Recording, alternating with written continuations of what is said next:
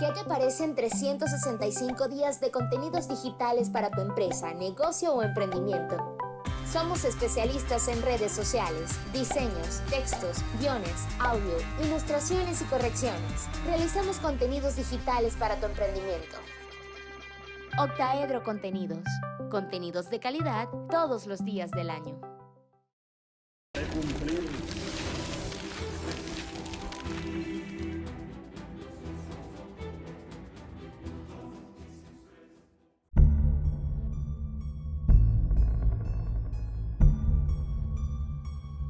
¿Y qué dice él? Primero, hace una observación como jurista que era de toda su vida, de que el decreto como tal decía que el propósito era asesinar al presidente de la República. Dice, bueno, una afirmación como esta requiere una plena prueba, que hubiera realmente una confesión, que hubiera, o sea, te estás adelantando a lo que es un juicio militar que debe haber. Ahí simplemente hace una redacción como jurista, pues me parece que esto es un atrevimiento decirlo, además, por el hecho de que si tú pretendes asesinar al presidente, pues le montas una emboscada al presidente. Podías hacerlo en la autopista Caracas-La Guaira cuando estuviera subiendo en un sitio, pero no tomas Maracaibo y Valencia si el objetivo único es asesinar al presidente. El objetivo era tomar el poder, obviamente, el poder político, el poder del país. Segundo, dice, mucho cuidado con la suspensión de garantías, que no se cometan excesos, que no se cometan abusos, atropellos, violaciones a los derechos humanos, etcétera, porque esa fue siempre su posición. Caldera en su primer gobierno no suspendió las garantías una sola vez, en el segundo gobierno las tuvo que suspender por el control de cambios que tuvo que poner obligatoriamente y dijo que era temporal por la crisis financiera que heredó y que le tocó enfrentar, pues, ¿no? Un desastre lo que le tocó en los 2 primeros años de gobierno. Pero después él hace un análisis a fondo. Hay un folleto que nosotros montamos en la página web nuestra, que les recomiendo a los que me están oyendo verla en rafaelcaldera.com, está digitalizado. Un folleto que dice Caldera 2 discursos, que están los 2 discursos, los voy a mostrar aquí para que lo vean.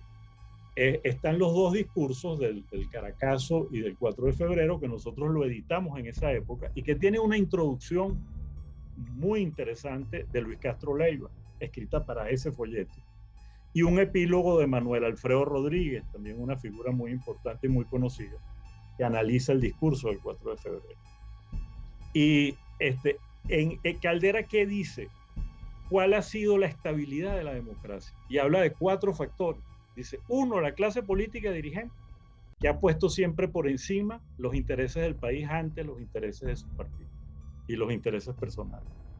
2, la fidelidad de las Fuerzas Armadas a la Constitución y al sistema democrático, el profesionalismo de las Fuerzas Armadas, que costó mucho para la dirigencia democrática, para el establecimiento de la democracia. 3, la vocación social, la comprensión social del empresariado a las necesidades del país. Y 4, decía, la fe del pueblo en la democracia, el respaldo que el pueblo siempre le dio a la democracia. Lo que a mí me preocupa es que se pierda esa fe, que he sentido que el pueblo no ha salido a respaldar. Esa era la angustia que tenía siempre. Caldera es una persona que tuvo noción de sí desde muy joven y se preparó para ser un parlamentario muy joven. Es un sujeto que nace en 1915, uno de los parlamentarios más jóvenes que ha tenido Venezuela, muy preparado. Decían los copellanos que él hizo la ley del trabajo a mano alzada. Era un sujeto de una preparación jurídica notoria, hablaba varios idiomas, etcétera, etcétera. Por eso yo no tiendo a tomar como casual los hechos de Caldera, sobre todo cuando todavía estaba en plenas facultades. Entonces, ese discurso yo lo he catalogado. Quien lo haya leído, y creo que se consigue en internet, podrá ver que él toma inmediatamente lo que pudiéramos decir esa especie de tabla de surf, de esa ola enorme que se ha gestado una vez que ya empieza a tomarse el dominio del golpe. Y él plantea en su discurso de una manera orgánica, muy bien organizada, 3 puntos básicos, ¿no? Lo primero, introduce civilinamente tres macro partes y luego hace una especie de excurso. Al principio dice, bueno, este decreto burla, revela la gravedad de lo que estamos haciendo, ¿no? Entonces empieza a hablar de la situación del país como algo muy grave. Su primer su primera noción no es en defensa de la democracia, sino que dice, bueno, este decreto, caramba, estás hablando de la suspensión de las garantías, ¿no? Por supuesto. Entonces esto es, etcétera, etcétera. Luego entonces introduce la duda, por eso digo lo de Civilino, el golpe, él duda que haya sido para asesinar al presidente. Bueno, se me explicará o se le explicará a la audiencia, entonces, ¿para qué se bombardea la casona? Y con morteros, es decir, ¿qué es lo que estamos buscando, ¿no? Esto ya lo vimos. Entonces, eso por una parte. Y luego la situación de la suspensión de garantías, que dice, bueno, se pueden cometer abusos, etcétera, etcétera, cuidado con eso. Inmediatamente que hace sus 3 puntos. Pasa entonces lo que se llama un excurso retórico, es decir, abre una compuerta a todo esto y entonces dice, bueno, la gente tiene que entender que la solidez democrática que nosotros hemos tenido hasta ahora se ha basado en 3 vértices fundamentales. Primero, que Venezuela supo sepultar los antagonismos, dice él, y le tira una lavada a la clase política antigua. Dice, esa gente supo sepultar los antagonismos y priorizar la democracia como forma. Atención que lo dice la persona que luego va a liquidar a su propio partido y va a fundar un partido populista. Es decir, esto es increíble. Luego de eso dice, como segundo, la disposición de las Fuerzas Armadas a ser profesionales. Y luego dice, el movimiento empresarial reconoció los derechos de los trabajadores. Eso fue lo que formó, según dice él, la estabilidad democrática. Entonces luego rebate ese excurso diciéndolo en 3-2-1. Le da a los empresarios y dice, bueno, ahora no es así. Luego las Fuerzas Armadas están perdiendo su carácter profesional, tratando de ser deliberantes de alguna manera u otra, y luego ve ese protagonismo en la clase política. Con todo esto, él refuta todo esto y entonces se va para el remate diciendo, no, es que Venezuela no puede pedírsele a la gente que tenga democracia con hambre, etcétera, etcétera. Bueno, señores, hambre vamos a discutirla, sobre todo visto lo visto en este momento del país. Es decir, había quizás que comprender. Yo creo que ese Caldera ya simplemente económicamente no podía entender el país que se estaba gestando en cuanto a las reformas posibles. Y creo esto en razón de lo que él decía y de lo que fueron los primeros años de su gobierno luego. Por otra parte, el empresariado no ha dado las mismas manifestaciones de amplitud, de apertura, que caracterizaron su conducta en los años formativos de la democracia venezolana. En tercer lugar, porque las Fuerzas Armadas, que han sido ejemplares en su conducta profesional, en la garantía de las instituciones, están comenzando a dar muestras de que se deteriora en muchos de sus integrantes la convicción de que por encima de todo tienen que mantener una posición no deliberante, una posición obediente a las instituciones y a las autoridades legítimamente elegidas. Y cuarto, y esto es lo que más me preocupa y me duele, porque no encuentro en el sentimiento popular la misma reacción entusiasta, decidida, el mismo fervor por la defensa de las instituciones que caracterizó la conducta del pueblo en todos los dolorosos incidentes que hubo que atravesar después del 23 de enero de 1958. Debemos reconocerlo. Nos duele profundamente, pero es la verdad. No hemos sentido en la clase popular, en el conjunto de venezolanos no políticos y hasta en los militantes de partidos políticos, ese fervor, esa reacción entusiasta, inmediata, decidida, abnegada, dispuesta a todo, frente a la amenaza contra el orden constitucional. Y esto nos obliga a profundizar en la situación y en sus causas. En este momento debemos darle una respuesta al pueblo y tengo la convicción de que no es la repetición de los mismos discursos que hace 30 años se pronunciaban cada vez que ocurría algún levantamiento y que vemos desfilar por las cámaras de la televisión lo que responde a la inquietud, al sentimiento, a la preocupación popular. El país está esperando otro mensaje y yo quiero decirle desde esta tribuna con toda responsabilidad al señor Presidente de la República que de él principalmente, aunque de todos también depende la responsabilidad de afrontar de inmediato las rectificaciones profundas que el país está reclamando. Es difícil pedirle al pueblo que se inmole por la libertad y por la democracia cuando piensa que la libertad y la democracia no son capaces de darle de comer, de impedir el alza exorbitante en los costos de las subsistencias, cuando no ha sido capaz de ponerle un coto definitivo al morbo terrible de la corrupción que a los ojos de todo el mundo están consumiendo todos los días la institucionalidad venezolana. Esta situación no se puede ocultar.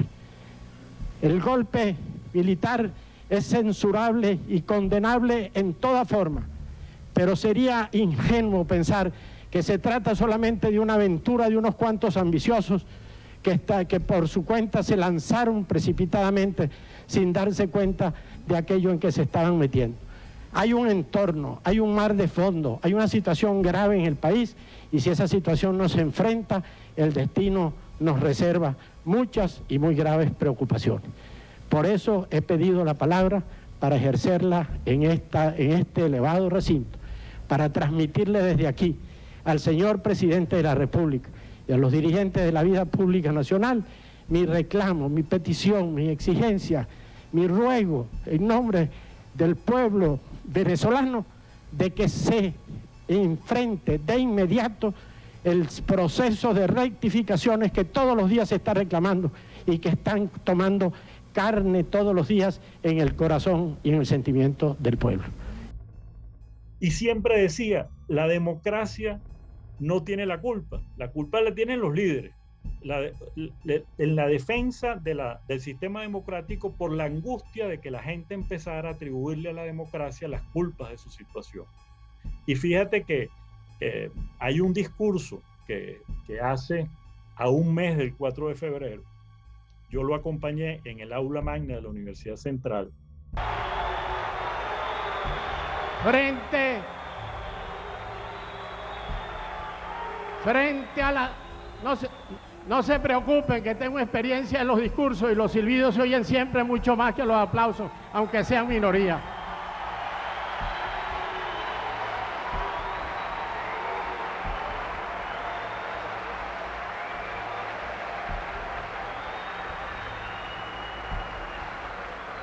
Frente a la tesis del gendarme necesario, frente a la tesis del cesarismo democrático, la tesis tiene que ser: el pueblo no tiene la culpa la tienen los dirigentes.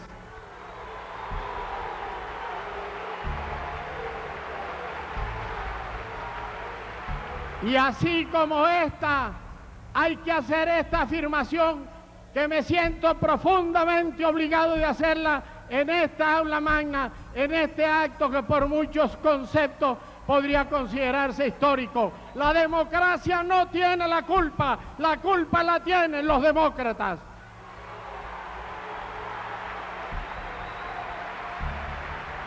Hoy estamos en un momento terriblemente difícil. El 4 de febrero, cuando yo hablé en el Congreso en relación al golpe militar fracasado, planteé que lo que me preocupaba más no era solo el intento de quienes se habían salido de sus cuadros ordinarios para tratar de romper por la fuerza la situación establecida, que lo que más me preocupaba era que la población había estado indiferente y en gran parte más bien había mostrado simpatía por los alzados.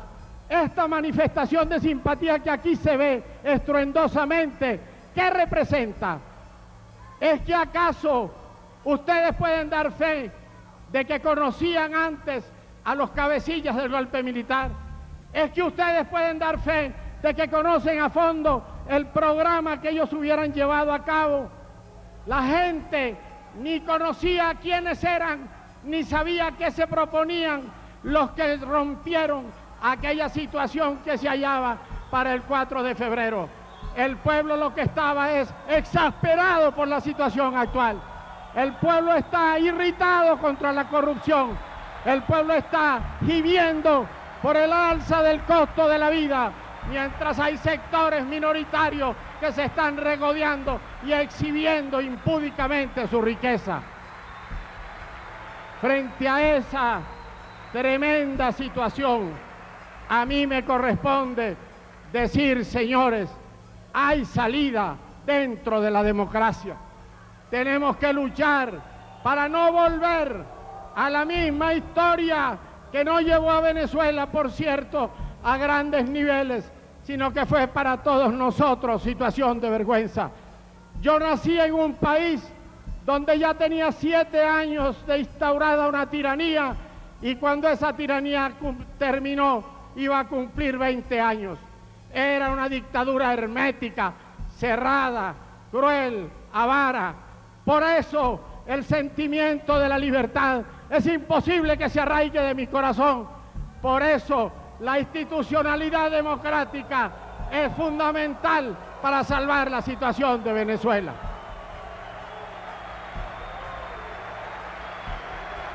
No temo en venir ante ustedes porque estoy firme en la convicción de que mi conducta ha estado siempre orientada por la rectitud y sobre todo por el amor a Venezuela.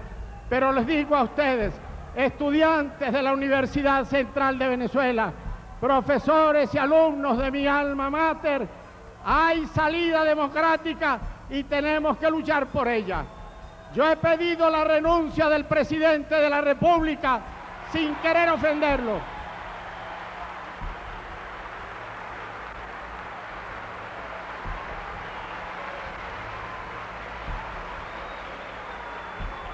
Y la he pedido respetuosamente por la sencilla razón de que la voluntad del país no desea que él continúe al frente de su cargo, y él, como lo ha demostrado muchas veces y como en cierto modo lo corroboró anoche en un programa de televisión, no está dispuesto a hacer las rectificaciones a fondo que el país está demandando en la hora actual.